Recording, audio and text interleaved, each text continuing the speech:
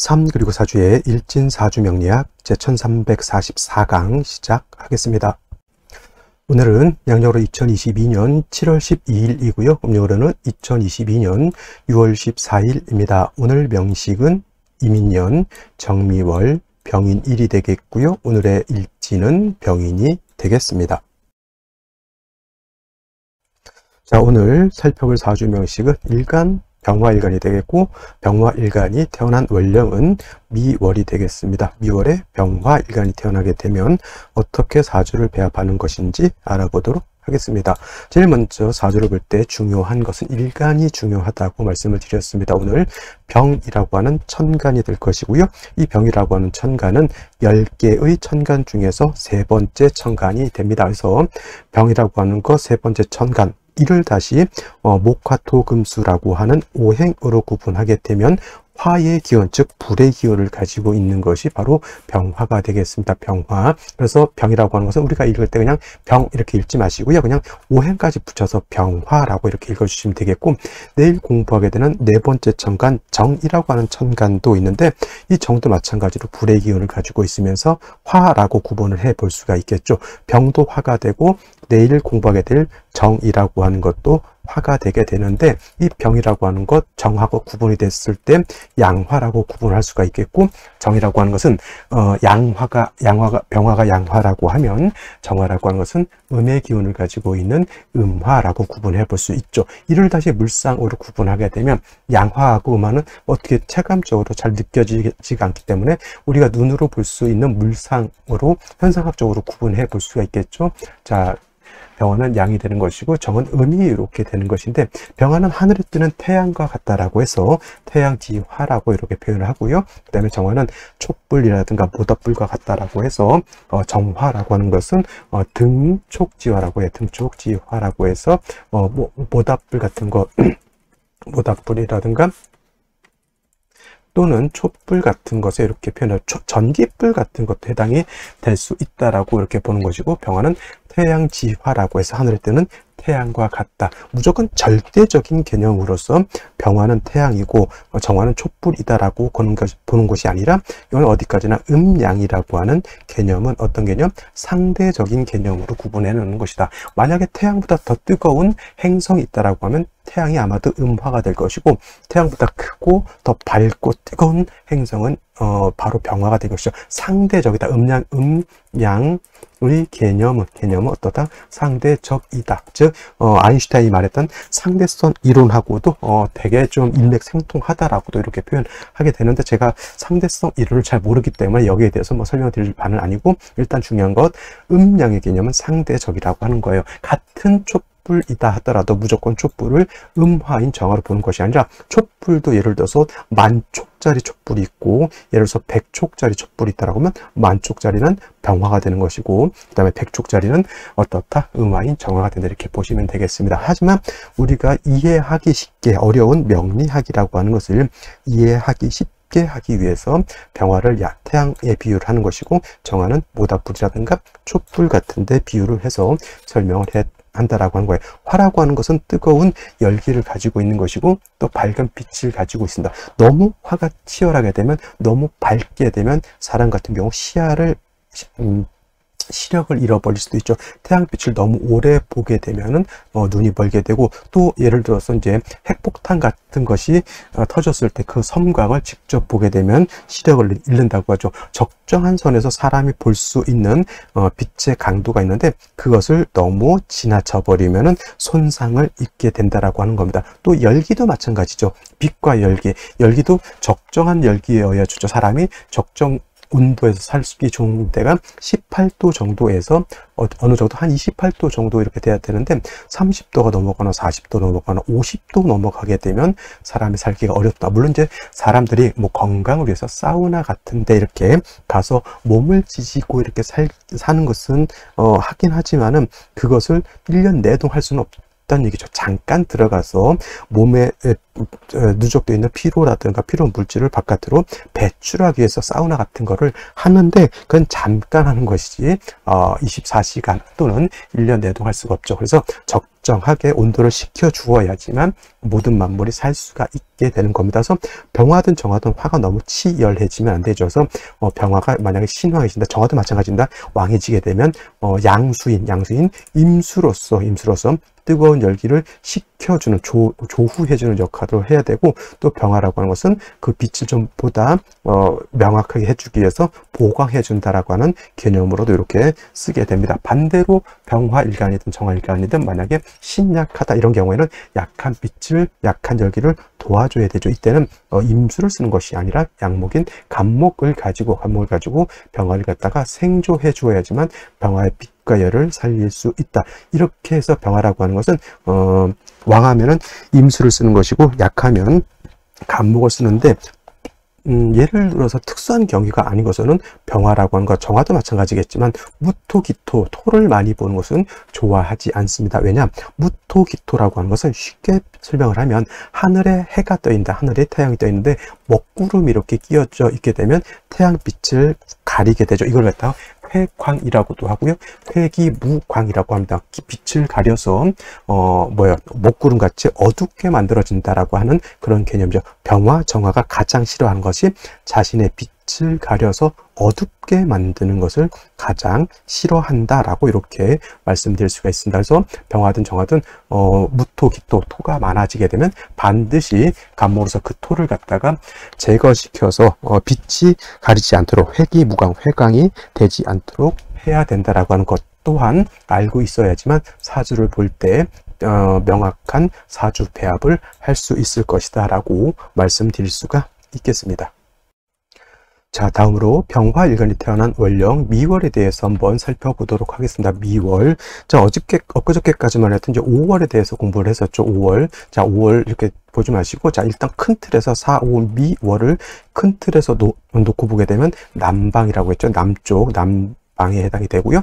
계절로는 여름이 됩니다. 그래서 4월, 5월, 미월 모두 여름이 되지만은 4월 같은 경우에는 초여름이 되는 것이고, 그 다음에 5월 같은 경우에는 화가 가장 왕성하고 양기가 가장 강한 시절의 여름이 되는 것이며, 미월은 그나마 이제 화의 기운이 조금 꺾이기는 하더라도 그래도 일단 여름이면서 뜨겁고 건조한 그런 시절이 됩니다. 그래서 미월 같은 경우는 모하라고 해서 늦여름이라고 하죠. 늦여름이라고 해서 뜨겁지 않고 덥지 않은 것이 아니고 4월, 5월, 미월과 마찬가지로 고온, 건조한 것은 똑같이 무덥고 덥다라고 하는 것은 똑같습니다. 그리고 4월, 5월, 4, 5월은 이때는 화가 왕한 화왕절이라고 하면, 미월은 화도 물론 세력이 없지 않아 있지만은 토가 왕한 토왕절이라고 하는 것을 명심해 두시기 바랍니다. 그래서 어저께도 말씀드렸지만 미토라고 하는 것은 여름, 뜨거운 열기를 가지고 있는 토이면서, 미토는 물기가 있다 없다,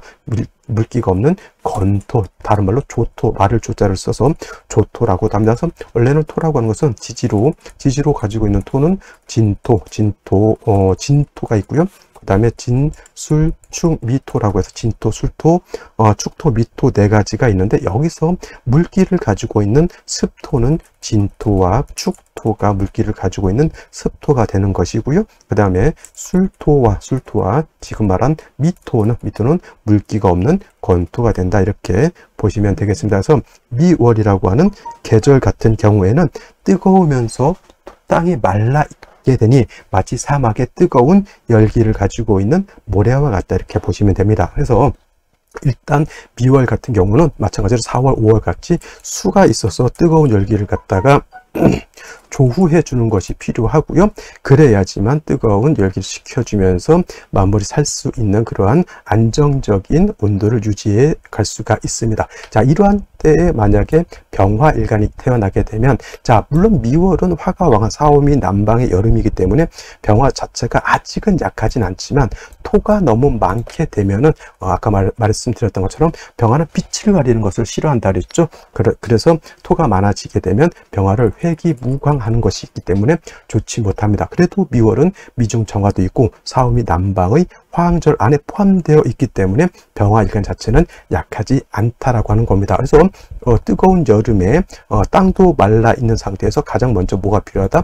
물이 있어서 조우도 하고 병화를 보강해 주는 것도 필요하다라고 말씀을 드릴 수가 있겠죠. 그래서 제일 먼저 미월에 병화가 태어나게 되면 임수라고 하는 것을 가지고, 이 임수는 미월의 마른 땅을 촉촉하게 윤토해 줄 수도 있는 것이고, 미월의 뜨거운 열기를 갖다가 식혀줄 수도 있는 것이며, 병화를 갖다가 보강도 해줄 수 있는 역할을 하죠. 일신 삼익의 이로움을 가지고 있는 것이 바로 임수입니다. 선생님, 그러면 개수는 용도가 없겠습니까? 라고 말씀하신다면, 개수는 미월의 뜨거운 열기를 조우해주는 역할을 할 수 있을지언정 병화를 뭘 할 수 있다? 보강해 줄 수 있는 공력은 없기 때문에 개수를 얻는 것보다는 임수를 얻는 것이 바람직하고요. 단 중요한 건 미월은 토가 왕하기 때문에 토가 왕한 만큼 수는 굉장히 약한 상태가 되겠죠. 토가 임수를 극할 수도 있고요. 토가 임수를 탁하게 만들 수도 있기 때문에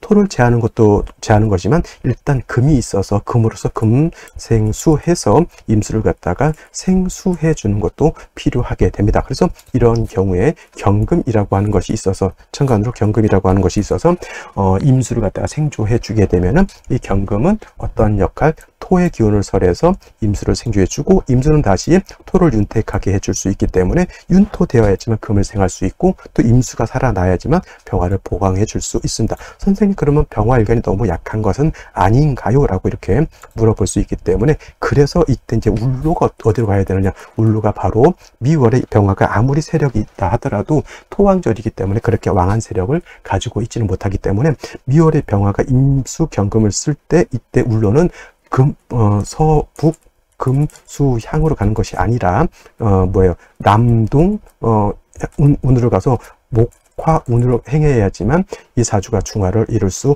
있다라고 볼 수가 있는 겁니다. 대체적으로 임수를 용신을 쓸 때, 이때 미월의 병화는 임수가 용신이 되는 것인데, 대체적으로 임수가 용신일 때는 금수운으로 가는 것이 기본적으로 용신을 총하는 방법이 되겠으나, 미월의 병화 같은 경우에는 임수가 용신이라 하더라도 운은 목화운으로 간다. 물론 이제 여기서 인목을 본다든가 오화 병호일주가 된다라고 하면 이런 경우에는 금수운으로 가도 되겠지만, 미월의 병화만 놓고 봤을 때는 임수 경금을 쓸 때 동남 목화형으로 가는 것이 맞다. 단 중요한 것, 사주가 어떻게 배합되어 있느냐에 따라서 금수운으로 가는 것이 좋을 수도 있다라고 하는 것은 그 사주에 따라서 자세히 면밀히 살펴봐야, 보고 판단해야 될 요건이다라고 보시면 되겠습니다.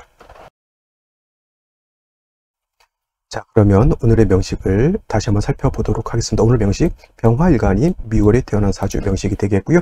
결국이라고 하는 것, 금방도 어느 분이 이제 전화해서 질문을 하셨는데, 사주 용신을 볼 필요가 없냐 이렇게 물어보시는 분들이 있는데, 격국과 용신, 사주를 볼 때 격국과 용신이라고 하는 것은 매우 중요한 이론입니다. 그렇다고 해서 격국과 용신에 너무 매몰된 필요는 없고요. 일단 사주의 틀을 아는 것이 중요하다라고 봤을 때 격국과 용신은 중요하고요. 그만큼 또 격국과 용신의 만큼 중요한 것이 사주의 대운, 울로가 어떻게 흘러가느냐를 살펴보는 것도 매우 중요한데, 사람들이 대체적으로 대운을 읽을지 모르는 경우가 많이 있어서 사주를 분석함에 있어서 많은 어려움들을 겪고 있습니다.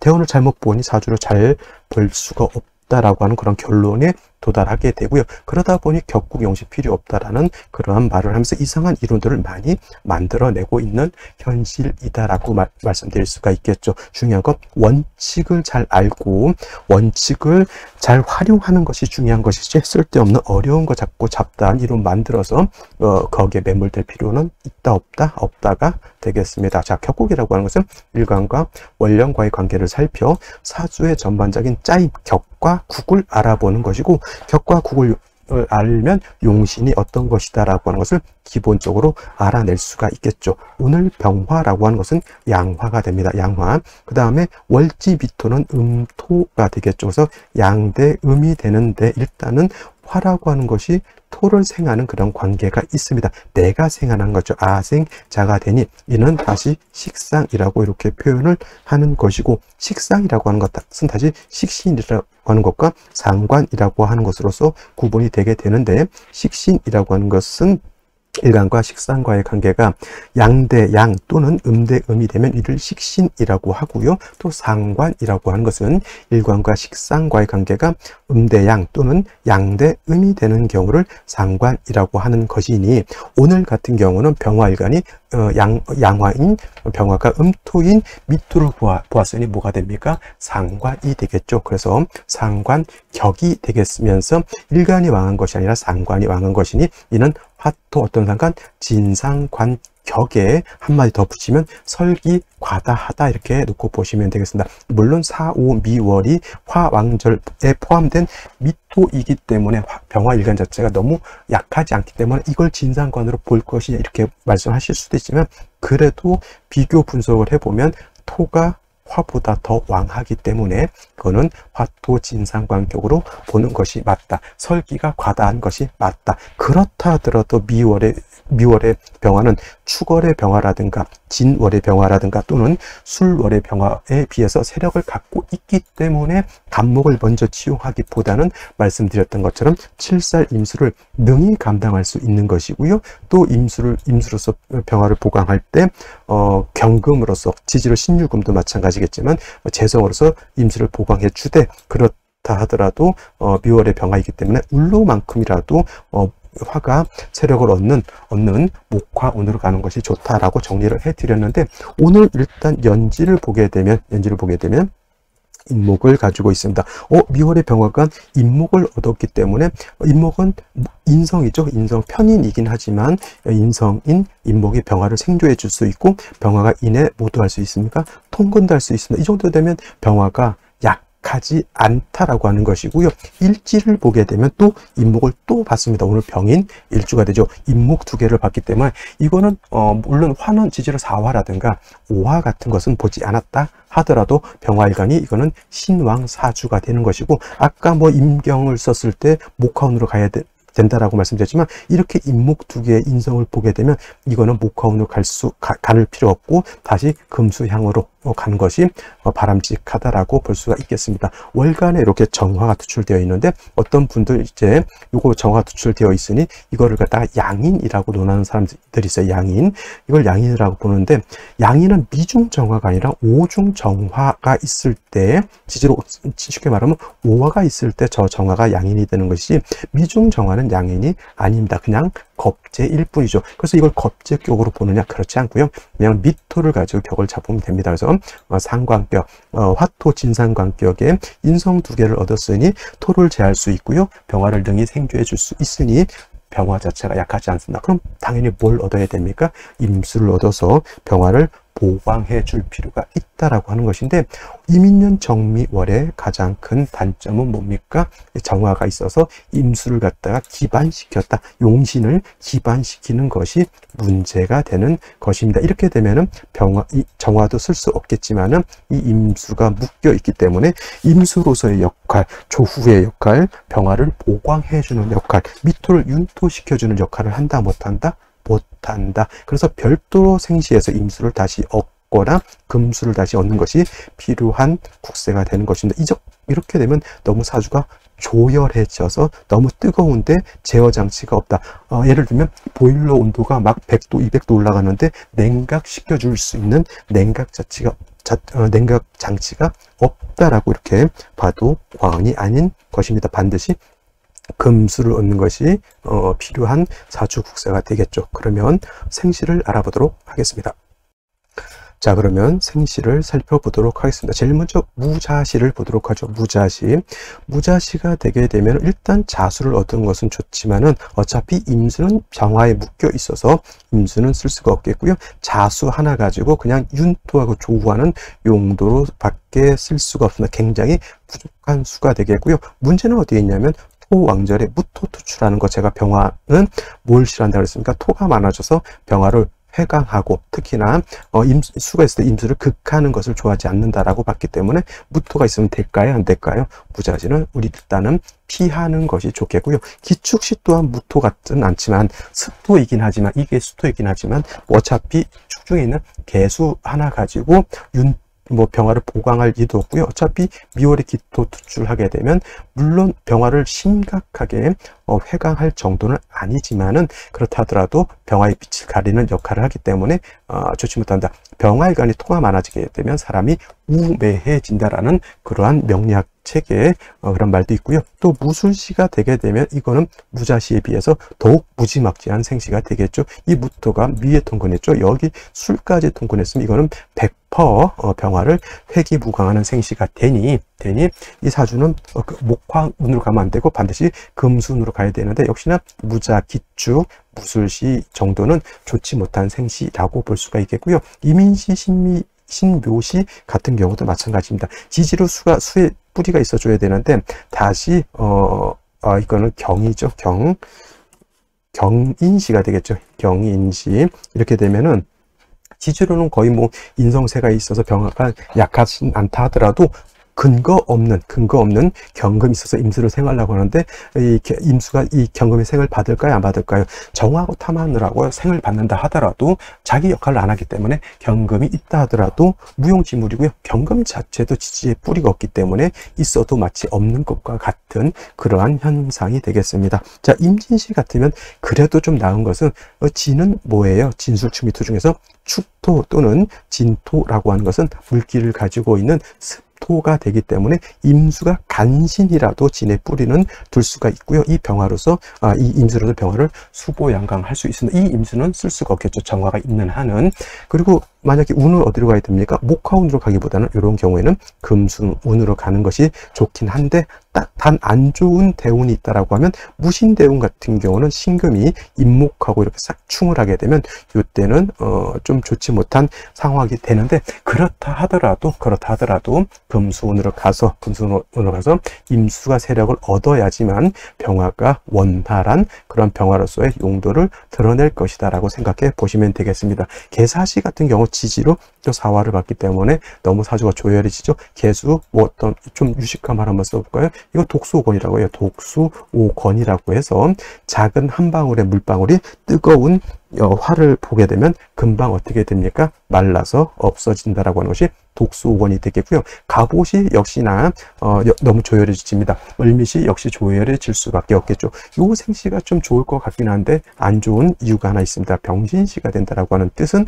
뭐 병화가 투출된다 하더라도 뭐 병이 병존해서 안 좋다 이런 개념보다는 이거 신금이 있어서 좋은 거예요. 어떻게 보면 인신상충이 되기 때문에 이거는 신금이 깨지고 임목도 깨진다라고 봤을 때 좋지 못합니다. 이렇게 된다 하더라도 운은 금수운으로 가는 것이 좋긴 한데 역시나 무신대운 때는 인신충, 쌍충이 일어나기 때문에 이때 9살부터 18살까지는 좀 조심해야 될 그런 상황이 되겠고요. 뭐 정유시 그럭저럭이고요. 기해시 같은 경우에는 이곳이 인해 한목하기 때문에 해중에 있는 임수가 많이 약화돼서 용도가 크게 없습니다. 운은 어디로 가야 될까요? 역시나 금수운으로 가는 것이 바람직하다. 오늘 같은 경우는 그렇게 썩 좋은 생시가 있습니까? 없습니까? 임진시 하나 빼고는 그렇게 제가 봤을 때는 뭐 썩 좋게 볼 수 있는 생시는 뭐 정유시 하나 정도 이렇게 볼 수도 있겠죠. 뭐 정화가 투출돼서